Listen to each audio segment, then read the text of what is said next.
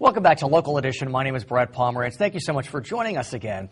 Our guest is Enrique Murillo. He is a professor at Cal State San Bernardino, focusing on education. He also specializes in Latino education. And I want to thank you so much, sir, for joining us. Thank you for allowing me to be here. No, this please. is great. You probably saw census figures come out. Oh, yes. In California, non-Hispanic whites make up 40% of our population. Hispanics now make up almost 38% of our population. And yet, when you look at educational attainment for Latinos, it's troubling. Yes, that's kind of the issue.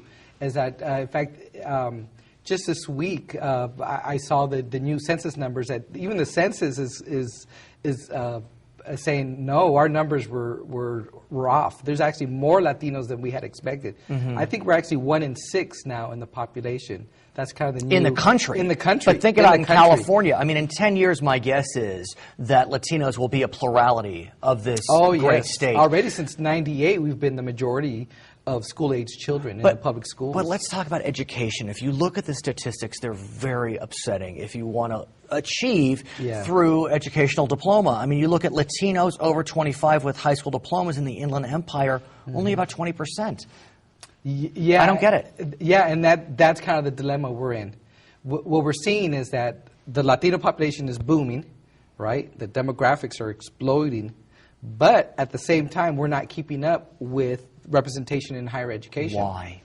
Well, there's a whole sociology of learning involved, right? One simple thing I think we can do in the Inland Empire, only about 60% of Latino children have access to pre-K programs. Why?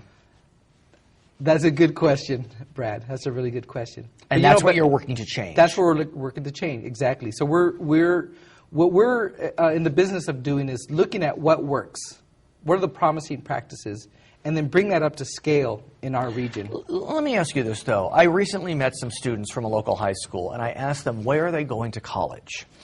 Most of them said Riverside Community College. That's a fine institution. That's fine. No slap against RCC. Yes. But I was hoping to hear, I'm going to Cal State San Bernardino. I'm going to UCR. I'm going to UCLA. Why aren't these Latino students matriculating right into four-year institutions? Is it cost? Is it lack of knowledge? Is it access? Well, there's several things that we know from the research shows that Latino students, we're in high poverty areas. We attend schools with fewer resources, less staffing.